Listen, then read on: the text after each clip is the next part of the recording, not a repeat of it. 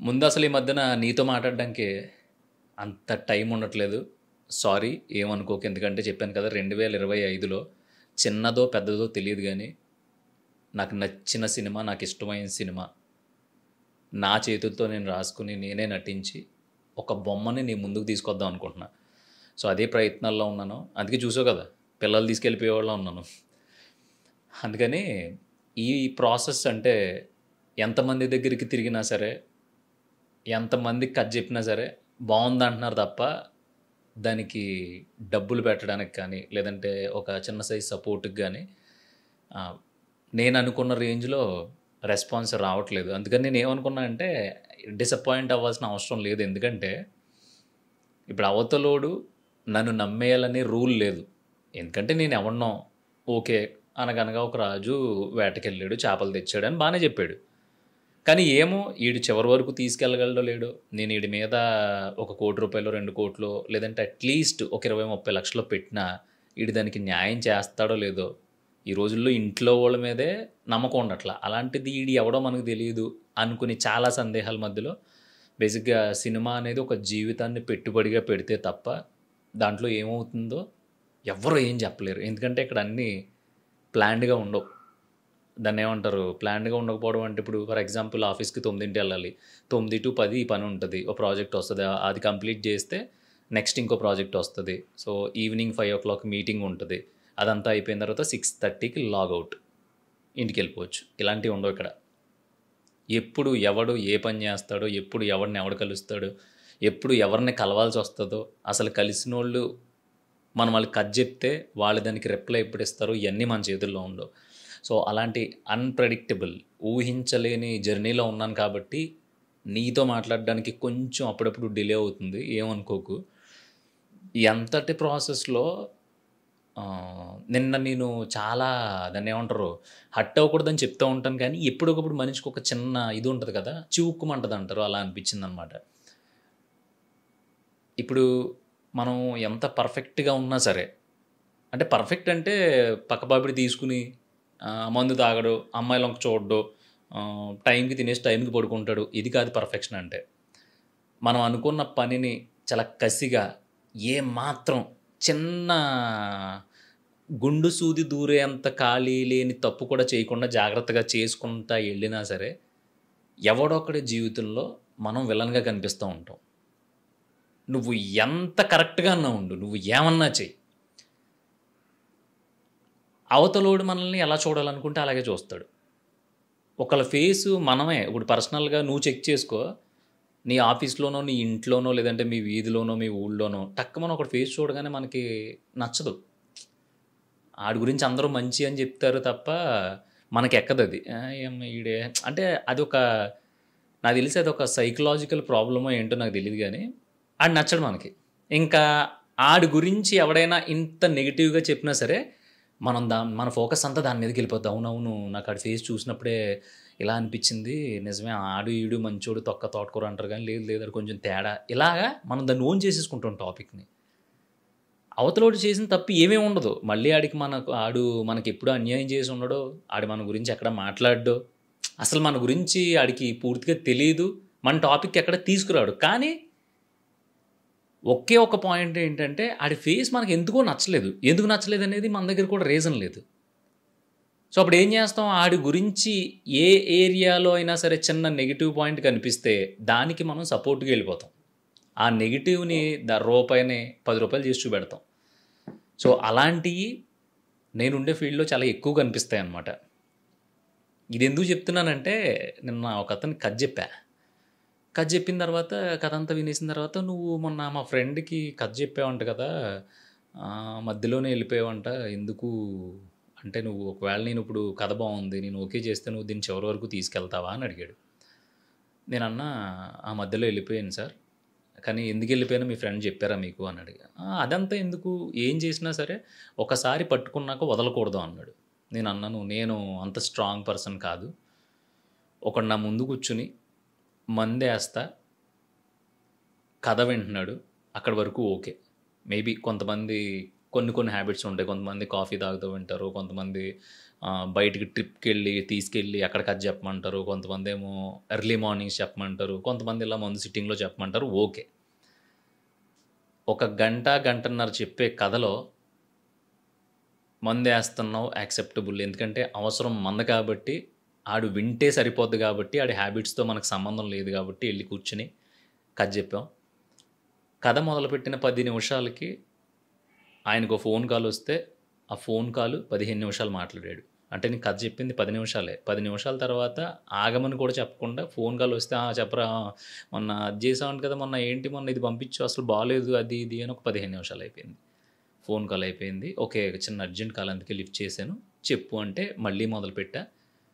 అంటే ఎక్కడి వరకు 10 నిమిషాలు చెప్పిన తర్వాత 11 నిమిషం నుంచి మళ్ళీ మొదలుపెట్టాను. మళ్ళీ ఒక పావుగంట చెప్పగానే మళ్ళీ ఫోనొచ్చింది. ఈసారి ఆ ఫోన్ తీసుకొని మాట్లాడుతూ అలా తనకుండే లాన్‌లో అలా 2 రౌండ్‌లేసుకొని తిరిగొచ్చి ఒక అరగంటకొచ్చి కూర్చొని కంటిన్యూ.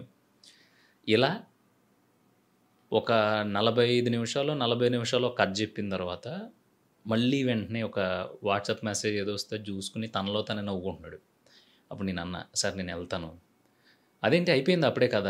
అదేంటి క్లైమాక్స్ లేదేంటి?" అన్నాడు. నేనన్నాను, "అసలు మాకే క్లైమాక్స్‌లేంటో తెలియట్లేదు బ్రతుకులకి. మీరిలా కూర్చొని కథలు వింటే నిజంగానే క్లైమాక్స్ ఉండదు. సారీ అండి మనకు వర్కౌట్ అవ్వదు" అని చెప్పేసి వచ్చేసాను నేను అక్కడి నుంచి. ఆడేం చేశాడు, సరే నేనొచ్చేసాను. నా సైడ్ నుంచి నేనెందుకొచ్చేసాను అనేది నాకు మాత్రం తెలిస్తే సరిపోద్ది. నేను మళ్ళీ నన్నెవడైతే పంపించాడో ఆడి దగ్గరికెళ్ళి, "ఒరేయ్! నువ్వు పలానా వోడి దగ్గరికి పంపించావు. ఆడేంట్రా బాబు ఇలా ఉంది" నాకు అవసరం లేదు. ఎందుకంటే ఇది అవతలోడికి యాటిట్యూడ్‌లా కనిపించొచ్చు గానీ, నా వరకు నేనేదో హిట్టు, బ్లాక్ బస్టరో లేదంటే ఇంకోటో కాదు. నేను నాకు కథ చెప్పడం ఇష్టం. నాకు వచ్చిన కథ చెప్పడం ఇష్టం. అవతలోళ్ళకి నచ్చేలా చెప్పడం ఇష్టం. ఇది నాకు తెలుసు. ఒక గంటన్నర నరేషన్‌ని పాటలు చేసి, ముక్కలు చేసి, వాళ్ళ ఎంటర్‌టైన్‌మెంట్ పీరియడ్‌ని ఎంజాయ్ చేస్తూ, అసలు కథ విన్నాడో లేదో తెలియకుండా, ఆడి ముందు ఎంత చెప్పినా సరే, చెవిటోడి చెవిలో శంఖం ఊదినట్టే. నాకర్థమైంది సీను. వచ్చేసా. సో, ఈ అది జరిగి ఆల్రెడీ 10 రోజులయింది. నేను లైట్ తీసుకున్నాను. నిన్న ఎళ్లి ఎవరికైతే కథ చెప్పానో ఆయన అంటున్నాడు. తను మా ఫ్రెండే. నిన్న చెప్పాను నేను ఇలా పృథ్వీ అని కథ చెప్పడానికి వస్తున్నాడు. ఏంటి పరిస్థితి అంటే, ఆడికి మొత్తం గుద్దంతా పొగరడికి ఆడు కథ సగం చెప్పేసి ఎళ్ళిపోయాడు. అలాంటోళ్ళని ఎంకరేజ్ చేయకూడదు. ఇండస్ట్రీ నాశనం అయిపోద్దన్నాడంట. అంటే అదే అంటున్నా. సో, అక్కడ నా ప్రయత్న లోపం ఏమన్నా ఉందా? పిలిస్తే ఎళ్లి కూర్చున్నా. అక్కడ మందు సిట్టింగ్‌లో ఉన్నా సరే, నేనేమి దాన్ని పట్టించుకోలేదు. ఎందుకంటే నాకు గావాల్సింది అవతల పర్సన్ వినడం. స్టార్ట్ చేశా. నువ్వు కథ ఎలా వినాలి? చేతులు కట్టుకొని కూర్చొని, నా వంకే చూస్తూ, నా కళ్ళల్లోకి కళ్ళు పెట్టి, ఏకాగ్రతతో వినాల్సిన అవసరం లేదు.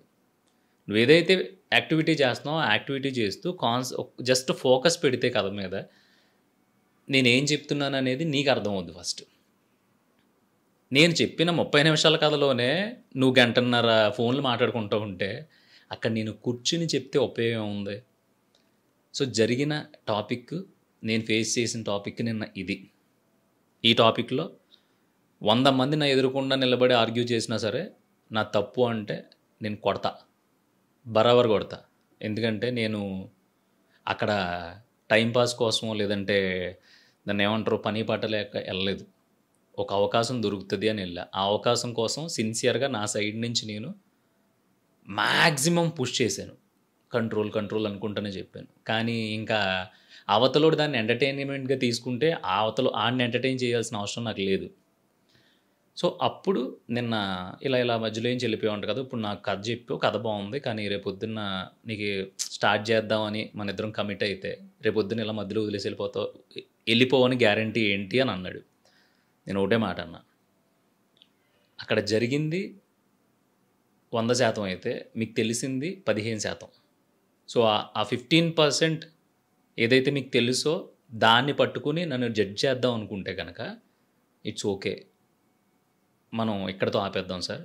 ఎందుకంటే నేను ఇక్కడికొచ్చి 2:30కి మీ దగ్గరికొచ్చాను. మీరు 4 గంటల వరకు మనిద్దరం టైమ్ స్పెండ్ చేసాము. కథ చెప్పుకున్నాము. దాని తర్వాత మీరు మొన్నెప్పుడో జరిగిన టాపిక్ గురించి నాతో డిస్కస్ చేశారు. బావుంది. కానీ నేనక్కడ కథ చెప్పడానికెళ్తే, నేను 30 నిమిషాలు, 40 నిమిషాలు కథ చెప్పేలోపు ఆయన గంట, గంటన్నర ఫోన్‌లు మాట్లాడుకున్నాడు. అది కూడా ఇంపార్టెంట్ ఫోన్ కాల్స్ ఏం కాదు. మొన్న చికెన్ ఆవకాయ పంపించావు కదా! దాంట్లో ఉప్పు సరిపోలేదు. లేదంటే మొన్న గోవా ఎళ్ళినప్పుడు అసలు ఆ రోజు ఆ ఫ్లైట్ మిస్ అవ్వకుండా ఉంటే మనం ఇంకా మంచి టైమ్ స్పెండ్ చేసేవాళ్ళం. లేదంటే వాట్సాప్‌లో "అరేయ్! నిన్న పంపించిన మీమ్ ఒకసారి పంపించు. దాన్ని ఫార్వర్డ్ చేయాలి మన 10థ్ క్లాస్ గ్రూప్‌కి" అని ఇలాంటి కబుర్లు. సో, అంటే అక్కడ ఆయన ఏదైతే మాట్లాడుతున్నాడో సేమ్ నన్ను కూడా అలాగే చూసాడు. కానీ నేనది కాదు. అన్నీ వదిలేసుకొని నాతో పాటు పుట్టి పెరిగి ఉన్న ఫ్రెండ్స్ ఆళ్ళు ఈళ్ళు కూడా ఏదో ఒకటి ఏమవుతుందో తెలియకపోయినా ఏదో ఒకటి ఉద్యోగాలు అయ్యి ఇయ్యి చేసుకుంటా ఉంటే, నేను మాత్రం ఇదంతా కాదు. నాకు నచ్చిందే చేసుకుని, ఉన్న దాంట్లో సర్దుకుని పోయి, కానీ చివరికి మాత్రం ఒక గొప్ప రాజునవుతాను అనే కాన్సెప్ట్‌తో తిరుగుతున్నా. సో, అప్పుడు నాకు టైం చాలా ఇంపార్టెంట్ అని చెప్పి ఆయనకి చెప్పాననమాట. సేమ్ ఇప్పుడు నీకేదైతే చెప్పానో ఇందాకడ, సార్ ప్రతి ఒక్కడు కూడా ఎంత పర్ఫెక్ట్‌గా ఉన్నా సరే, ఎవడో ఒకళ్ళ లైఫ్‌లో ఆడు విలన్‌గానే కనిపిస్తాడు. ఫర్ ఎగ్జాంపుల్ నేను మొన్న ఆయనకి కనిపించినట్టు, నేను ఆ రోజు పర్ఫెక్ట్‌గా ఉన్నాను. నా పని నేను చేసుకున్నానెళ్ళి. కానీ ఆయన, ఆయన పని సరిగ్గా చేయకపోవడం వల్ల ఆ ఎఫెక్ట్ కూడా ఈరోజు నా మీద పడింది. ఎందుకంటే మీరు టక్కన అనేసారు. నువ్వు మధ్యలోనే ఎళ్ళిపోయావంట రేపు పొద్దున్న పూర్తిగా చేస్తావని గ్యారంటీ ఏంటని.